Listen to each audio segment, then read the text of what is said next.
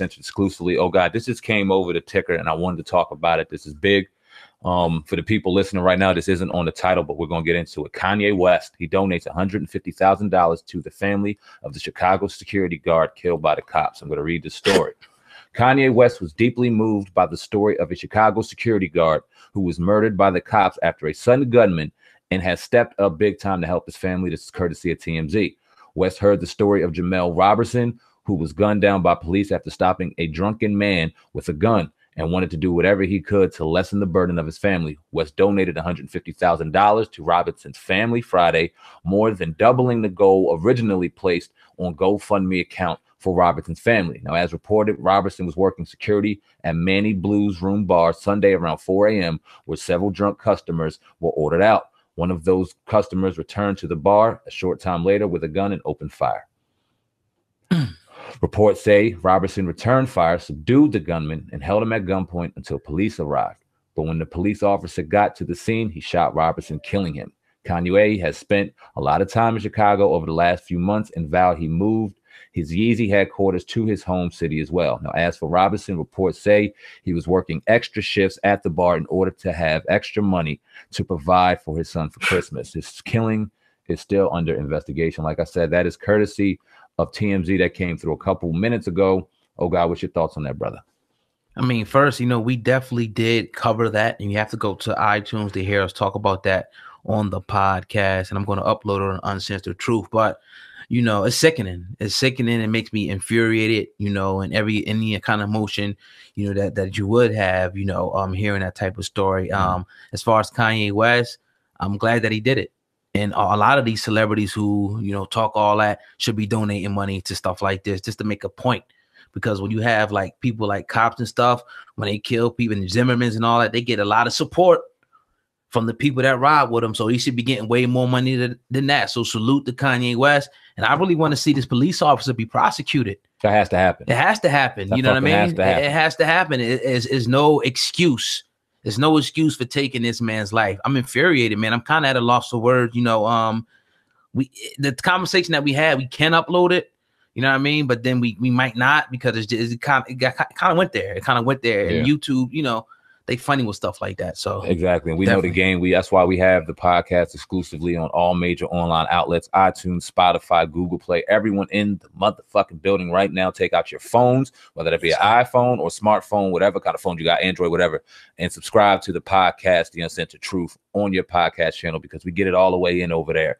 Indeed, indeed. All right, just wanted to talk about real quick, but transitioning, I see my man Monterey Moore talking about Designer. Yeah. And him coming at DJ Envy and Charlemagne the God. Now, we seen this earlier and it was kind of funny. You know what I mean? But we didn't get a chance to talk about it. Yeah, I know you. I don't know if you had that clip up or that audio. Yeah, I got it. But yeah, we're gonna play that and then we'll get our 1-2 on that. Let's go. Charlemagne, man, let me tell you something. I just woke up and shit. I'm cool. I was laughing on the phone. But yo, man, I'm a grown ass man, bro. You and Envy, I will slap the shit out y'all. Deadass. I'm a grown man. I do this hard by myself. Don't play with me. I'm doing something good for change. I'm changing the world. I'm doing this shit. Y'all niggas thinking I kiss, like y'all making fun of my voice. Like, bro, I will beat the shit out of both of y'all. Charlemagne, you won't come back up here without none of you North Carolina niggas. And Envy, guarantee, bro, I see you, bro. You got a nice little family, bro. And both of y'all don't play yourself, my nigga. Remember, y'all gotta come to New York. Y'all gotta come to my city. Don't play yourself. Go to work. Go to Power 105. Go to work, bro. You got kids that go to school, nigga.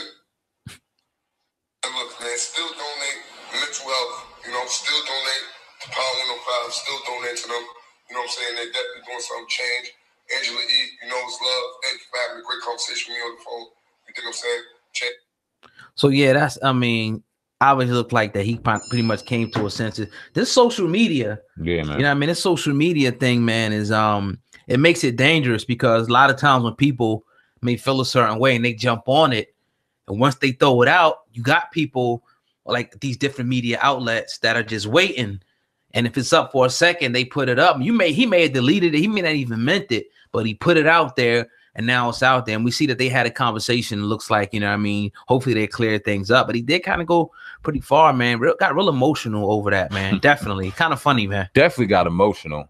Right. He a young dude, real good in spirit.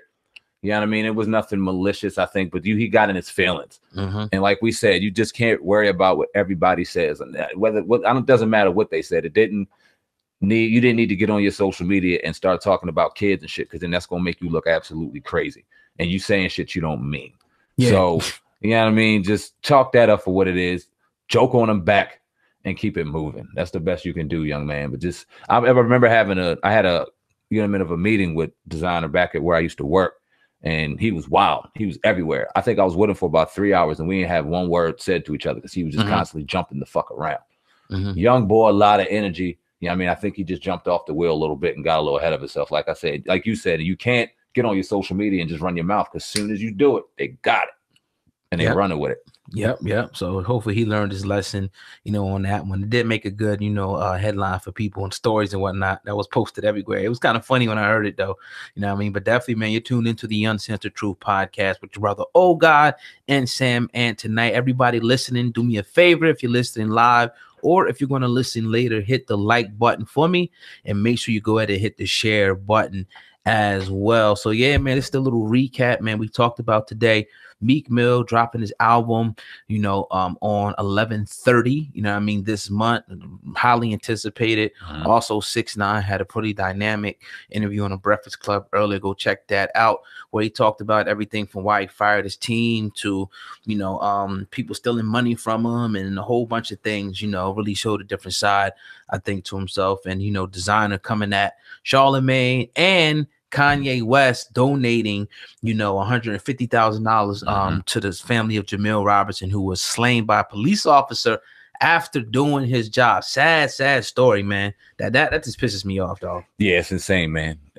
We talked about it, like you said, on the podcast a couple days ago. It's a little bit too raw for YouTube, so we'll drop that exclusively on the podcast, right, for the audio version and for people going in and listening. You know what I mean? Shout out to the people in the comment section. We're gonna get to y'all in a couple seconds because we love vibing with y'all. Kanye West, that was a real big thing he did. Shout out to him. A lot of other people need to step up and do that, like you said. 6ix9ine, man, let's just recap on 6ix9ine. Had a real dynamic interview on the Breakfast Club today. And just to talk about that real quick, right, because we were talking about this in our pre-production meeting. Breakfast Club, them and their ability to kind of bridge the gap between young and old, because like we said, listening to 6ix9ine and that kind of environment, that interview gives you a whole kind of new respect for him. Just listening and even knowing, all right, he's a troll, you confirm that, he's this, he confirmed that, he's that, but it's a little bit of authenticity in what he says, even though he knows he's not the best rapper, he's corny, blah blah blah blah blah.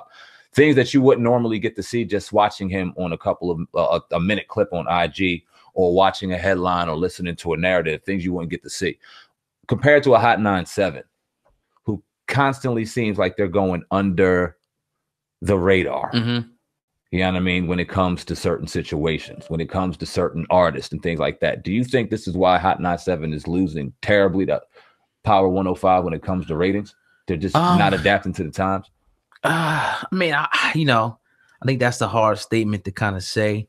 You know what I mean? Because at times they do deliver some, depending on who you go to over there, some real great, interviews over there. But it's obvious, why, the Breakfast Club is one of the, number one syndicated shows. They break a lot of records. They do a lot of numbers. It's because of the chemistry that they have, the type of information that's disseminated, and the content.